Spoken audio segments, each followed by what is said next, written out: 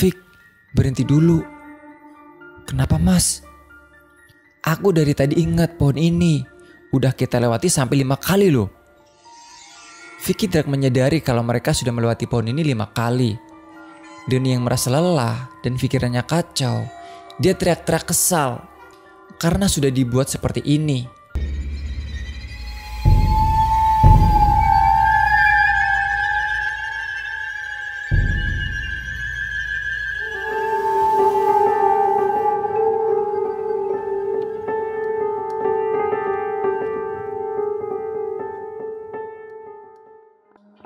Selamat malam, selamat siang, atau selamat pagi. Apa kabar kalian semua? Semoga kalian dalam keadaan baik-baik saja ya. Berjumpa lagi dengan gue Dito di channel Mahasiswa Siluman. Kali ini gue punya cerita tentang pendakian Gunung Arjuno yang dialami oleh Doni dan kelima temannya. Di mana dalam pendakian ini, salah satu teman Doni yang bernama Nanda hilang saat di pasar setan. Setelah ditinggal seorang diri oleh teman-temannya saat ke puncak Gunung Arjuno. Dan Doni mengalami kejadian aneh ketika turun dari Gunung Arjuno. Saat dia turun dari Gunung Arjuno, dia itu tersesat bersama satu temannya yang bernama Vicky. Dia itu merasa diputar-putar, berjalan di jalur yang sama sebanyak 5 kali. Pendakian Gunung Arjuno kali ini merupakan kejadian termistis selama dia mendaki gunung selama hidupnya. Jadi daripada penasaran apa saja sih yang dialami oleh Doni dan teman-temannya, kita langsung saja ke cerita. Bagi kalian yang punya cerita seram atau mistis yang ingin kalian bagi, kalian bisa kirim cerita kalian melalui DM Instagram atau melalui sosmed Mahasiswa Siluman. Atau bagi kalian nih yang pengen request cerita apa saja sih yang pengen Mahasiswa Siluman bawakan, kalian bisa tulis juga di kolom komentar ya. Dan seperti biasa, sebelum ke cerita, pasang dulu earphone-mu, siapkan tempat dan posisi yang nyaman, siapkan cemilan, kopi, ya pokoknya makanan lah yang bisa menambah kenikmatan saat mendengarkan cerita ini. Dan selamat mendengarkan. Kejadian ini terjadi pada tahun 2017 lalu. Agung, Nanda, Herman, dan Eka, mereka mempunyai niat untuk pergi ke Gunung Arjuno. Tapi di antara mereka berempat, tidak ada yang mempunyai pengalaman di bidang pendakian. Oleh karena itu, mereka berempat berinisiatif mengajak Doni untuk mengantarkannya ke Gunung Arjuno. Doni memang lebih berpengalaman dari mereka berempat, dan Doni merupakan kakak kelas mereka.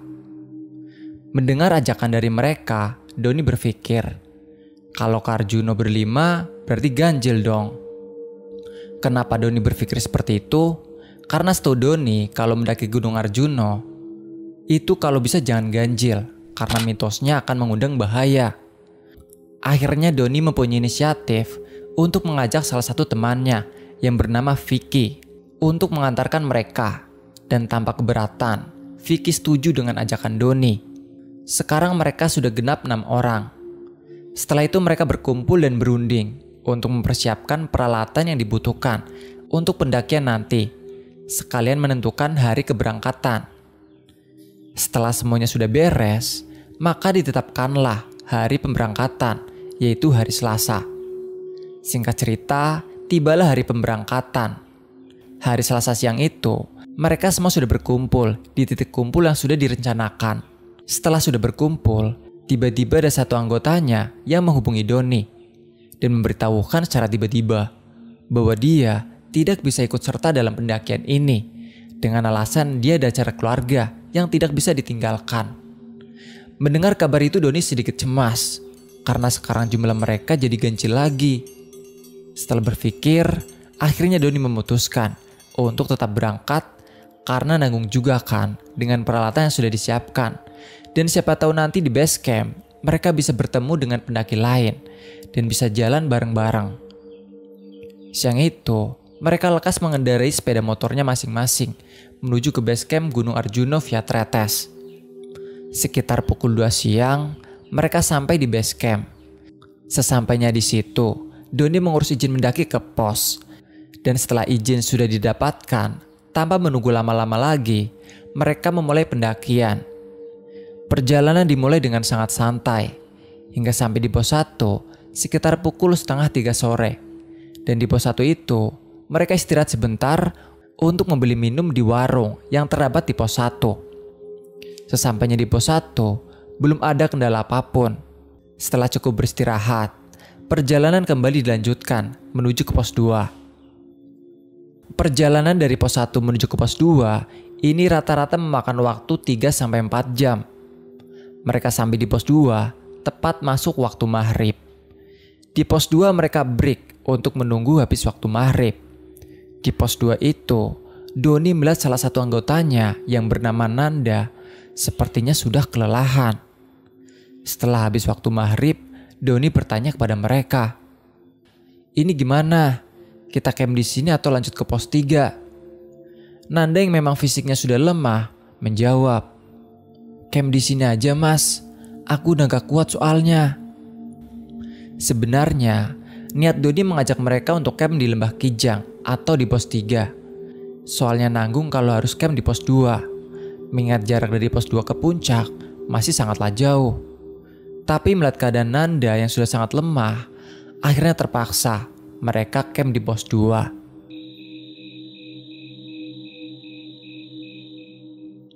"Ya udah, kita camp di sini. Besok pagi-pagi kita lanjut jalan lagi," ucap Doni. Mereka mendirikan tenda di pos 2. Setelah itu masak dan makan. Setelah selesai makan, Doni mengajak mereka untuk istirahat dan tidur. Karena mengingat besok mereka masih ada perjalanan yang cukup jauh. Kurang lebih pukul 2 dini hari, Doni bangun dan mengajak anggotanya untuk melanjutkan perjalanan. Sambil menahan udara dingin, perjalanan kembali dilanjutkan hingga sampai di pos 3. Dan di sana sampai sekitar jam 6 pagi. Di pos 3, mereka istirahat lumayan lama untuk menghangatkan tubuh yang pagi itu terasa sangat dingin. Setelah cukup lama istirahat, perjalanan kembali dilanjutkan sekitar pukul 7 pagi. Berjalan santai, sesampainya di area Lembah Kijang, mereka tidak berhenti untuk mengejar waktu. Karena salah satu anggotanya yang bernama Nanda itu fisiknya lemah, jadi sebentar-sebentar dia minta break di jalan. Dan mereka pun seringkali break untuk mengimbangi Nanda. Singkat cerita, sesampainya mereka di area Pasar Setan, di situ Nanda sudah mencapai batasnya. Dia tidak kuat lagi kalau harus melanjutkan perjalanan ke puncak. "Mas, aku udah gak kuat. Kalian lanjut aja, aku nunggu kalian di sini," ucap Nanda pada Doni. "Jangan, kalau berhenti satu, kita berhenti semua. Kalau jalan, kita jalan semua. Puncak udah deket, paling 15 menit lagi sampai," jawab Doni memberi semangat pada Nanda. Beberapa kali Doni membujuk Nanda, tapi Nanda tetap saja ingin berhenti di sini. Ya karena memang dia sudah tidak kuat lagi. Doni mempunyai inisiatif. Dia meminta pada Vicky untuk mengantar anggotanya untuk melanjutkan perjalanan ke puncak. Sedangkan Doni ingin di sini menemani Nanda. Tapi Nanda di situ menolak untuk ditemani. "Gak apa-apa mas, aku sendirian aja. Sampai antar anak-anak ke puncak aja," ucap Nanda. "Kamu berani di sini sendirian?" tanya Doni. "Berani mas, tenang aja, aman kok." Mengingat jarak dari Pasar Setan ke puncak itu tidak jauh, akhirnya Doni membiarkan Nanda istirahat sendirian di situ. Sebelum melanjutkan perjalanan ke puncak, dia memberi Nanda 1 botol air minum dan beberapa cemilan sambil bilang, "Ingat ya, kamu duduk di sini aja, jangan pindah-pindah. Soalnya di sini tempatnya angker. Tunggu sampai kita balik turun." Dengan rasa sedikit cemas, Doni dan yang lain berjalan ke puncak dan meninggalkan Nanda dengan keadaan yang sangat kelelahan di Pasar Setan. Singkat cerita, sekitar pukul 10 pagi, Doni dan rombongannya sampai di puncak. Mereka di puncak tidak terlalu lama. Setelah berfoto-foto dan menikmati pemandangan, Doni mengajak mereka untuk kembali turun. Karena dia khawatir dengan kondisi Nanda, karena dia sedang sendirian di bawah. Sesampainya kembali di area Pasar Setan, mereka tersentak karena melihat Nanda tidak ada di tempat tadi dia istirahat. Mereka mencari Nanda keliling Pasar Setan dan memanggil-manggil namanya. Tapi tidak ada respon sama sekali dari Nanda. dan tidak menemukannya. "Ini gimana woi? Nanda kok nggak ada? Apa mungkin dia sudah turun duluan?" ucap Doni pada yang lain. "Enggak mas, Nanda itu orangnya penakut. Gak mungkin dia berani turun sendirian," jawab salah satu temannya. Sudah setengah jam mereka mencari Nanda di area pasar setan.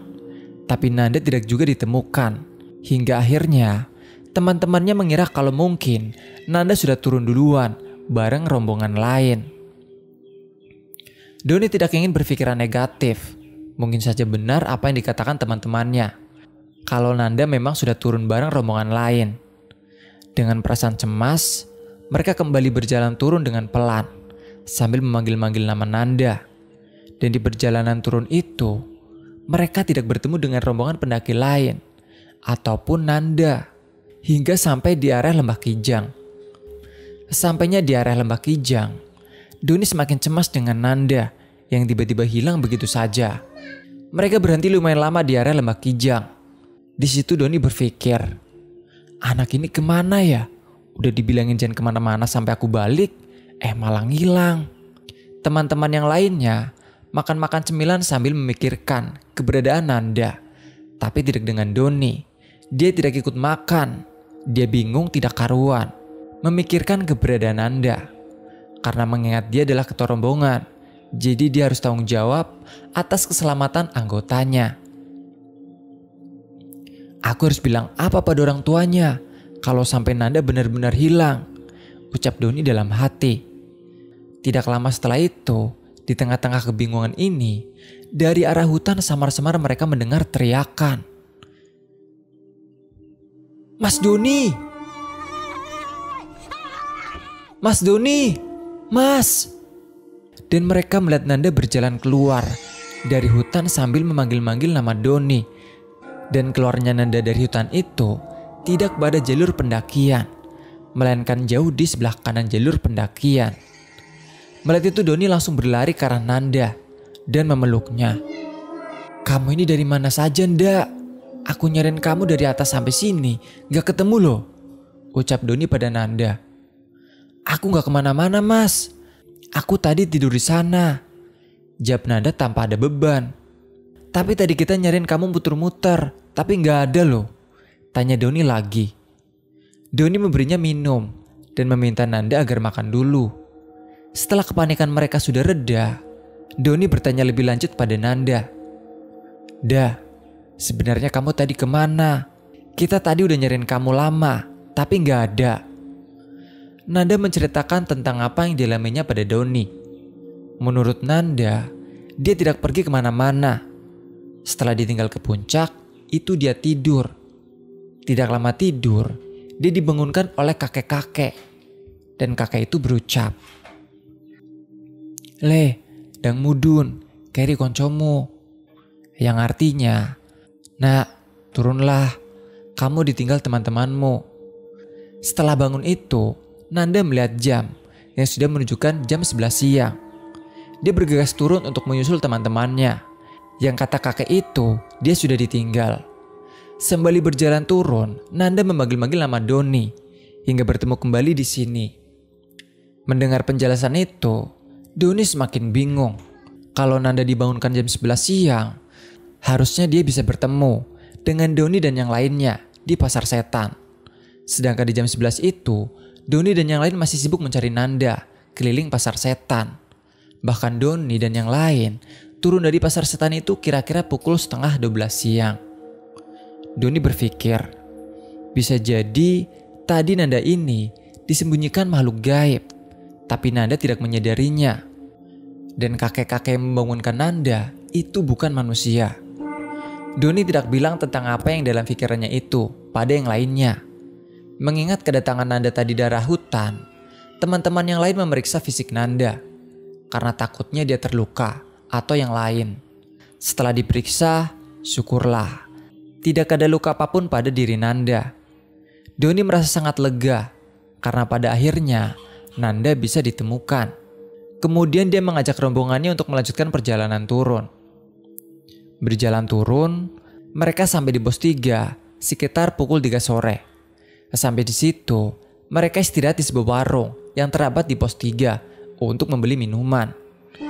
Ketika mereka sedang menikmati minuman di warung, tiba-tiba hujan turun hingga membuat mereka harus menunggunya sampai reda. Setelah lama menunggu, sekitar pukul 3:30 sore, akhirnya hujan sedikit reda.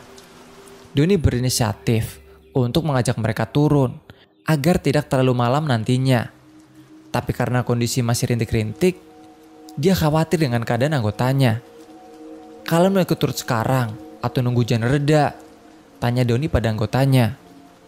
"Kami tunggu hujan reda aja mas, bareng rombongan lain," jawab mereka. "Ya udah, aku sama Vicky turun duluan ya untuk masak, biar nanti kalian bisa langsung makan." Niat Doni ingin turun terlebih dahulu karena dia ingin masak makanan di pos 2. Jadi nanti kalau mereka sudah sampai di pos 2, mereka bisa langsung makan. Di sisi lain, waktu itu pos 3 banyak pendaki lain, jadi mereka bisa turun bareng rombongan lain. Doni dan Vicky pun berjalan turun terlebih dahulu. Mereka berdua berjalan sedikit cepat dan sesekali berlari untuk mengejar waktu agar tidak kemalaman, karena waktu itu mereka tidak membawa senter. Semua senter ada di rombongan yang masih tinggal di pos 3. Di perjalanan turun ke pos 2 ini, ada kejadian aneh yang dialami oleh Doni dan Vicky. Kalau estimasi perjalanan naik dari pos 2 ke pos 3 itu membutuhkan waktu sekitar 3-5 jam, harusnya kalau turun, estimasi perjalanannya hanya sekitar 1-3 jam saja, atau setengah dari perjalanan naik. Tapi waktu itu, sudah 2 jam lebih mereka berdua berjalan, mereka tidak kunjung sampai di pos 2. Padahal mereka berdua turunnya sudah ngebut.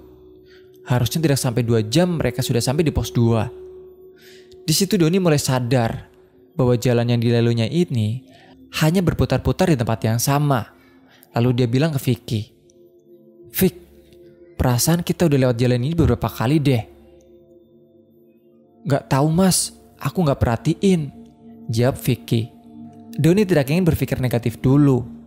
Mungkin itu hanya perasaannya saja. Dan mereka tetap berjalan mengikuti jalur yang dilewatinya. Cukup lama mereka berjalan, tetapi tidak kunjung sampai di pos 2. Hingga akhirnya Doni menandai sebuah pohon. Setelah pohon ini pasti belok ke kanan, kemudian ke kiri. Kalau nanti aku melihat pohon ini lagi, berarti memang benar.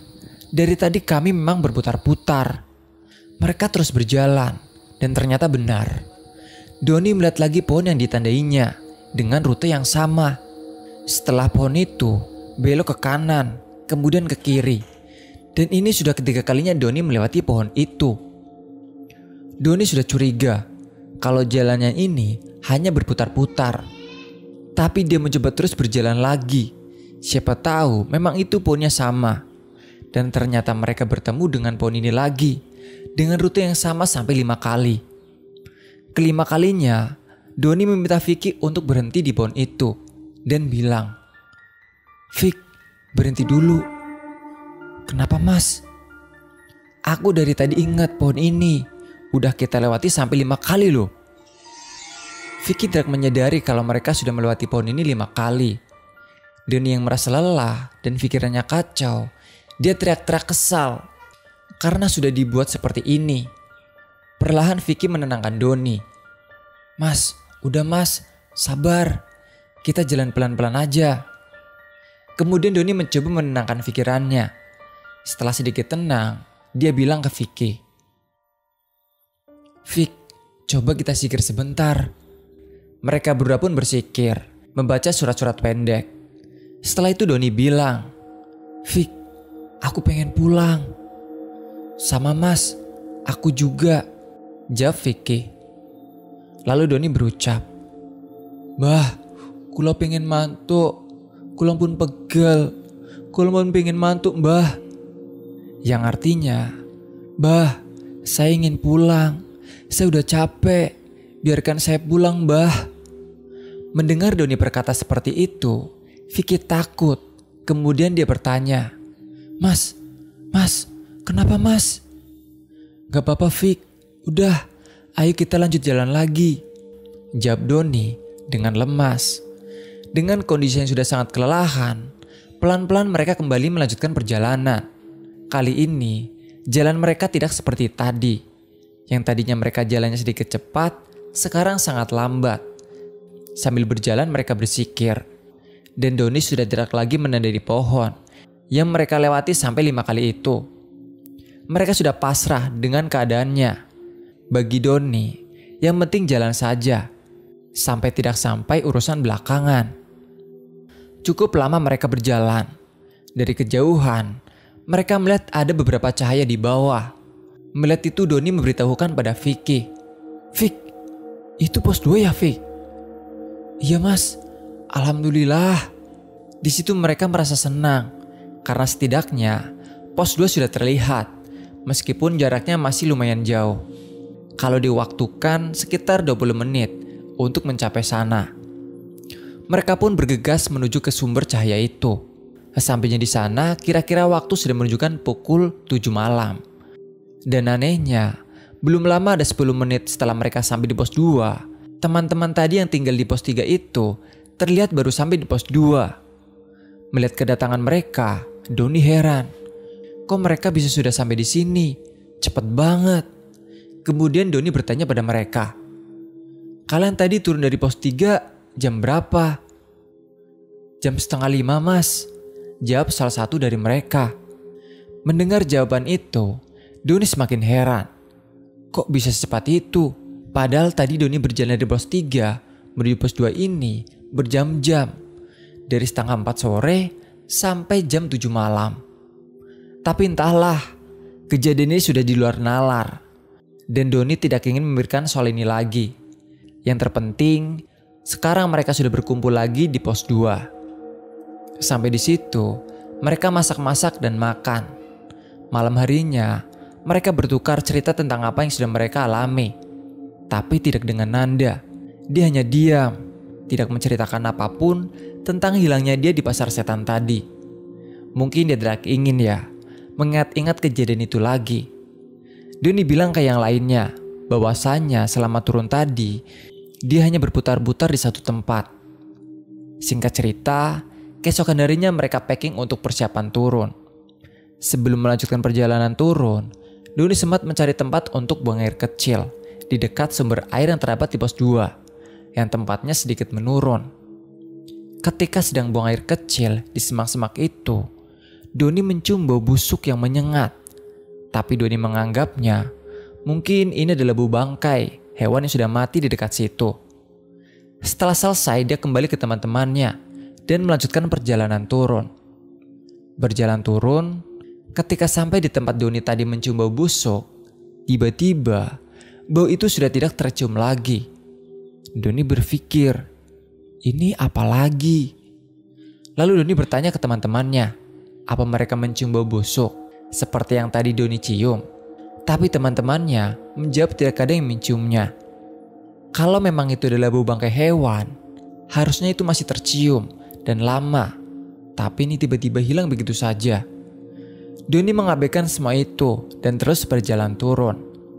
Di perjalanan turun menuju ke pos 1, tepatnya ketika akan sampai di pos 1, dengan kondisi hutan yang cukup lebat, Doni yang berjalan di paling belakang melihat ada sebuah penampakan kakek-kakek bungkuk yang sedang berjalan di dalam hutan seorang diri. Doni yang sudah tidak ingin berurusan lagi dengan hal-hal mistis pun mengabaikannya dengan menganggap mungkin ini adalah warga setempat yang sedang mencari kayu bakar. Karena kebetulan itu sudah dekat dengan pemukiman warga. Singkat cerita, sampailah mereka di pos 1. Sampainya di pos 1, mereka mendengar kabar bahwa ada orang hilang di hutan. Tapi yang hilang itu bukan pendaki, melainkan warga setempat. Doni yang tidak mau lama-lama di sini bilang ke teman-temannya, "Sudah, kita jangan ikut campur. Kita langsung turun aja." Mereka pun lanjut berjalan turun. Sampainya di base camp, mereka istirahat dulu sambil cerita-cerita pengalamannya masing-masing. Dan ternyata dari setiap orang mempunyai pengalaman mistis tersendiri ketika berada di gunung itu. Ini adalah pendakian termistis yang pernah dialami Doni selama dia mendaki ke beberapa gunung. Dan di pendakian ini, Doni benar-benar percaya kalau ternyata Gunung Arjuna memang menyimpan kisah angker di setiap areanya. Pelajaran yang bisa kita ambil dari kisah yang dialami Doni adalah kondisi apapun jangan sampai kita meninggalkan teman ketika kita di gunung. Karena kita tidak akan tahu apa yang akan terjadi ketika berada di gunung. Apalagi Gunung Arjuna, gunung yang dikenal angker. Dan jangan menyepelekan gunung, karena bisa saja kalau kita menyepelekan gunung, gunung juga akan menyepelekan kita. Nah, begitulah cerita Doni ketika mendaki Gunung Arjuna bersama kelima temannya. Untung saja mereka masih diberi keselamatan ya. Walaupun memang sedikit aneh, tapi memang di gunung itu apa saja bisa terjadi. Dan bagi kalian, mungkin cerita ini bisa diambil pelajaran untuk kedepannya apabila kalian ingin mendaki Gunung Arjuna. Sekian cerita kali ini, semoga video ini bermanfaat. Dan gue Dito, mohon pamit. Salam lestari, mahasiswa Silman.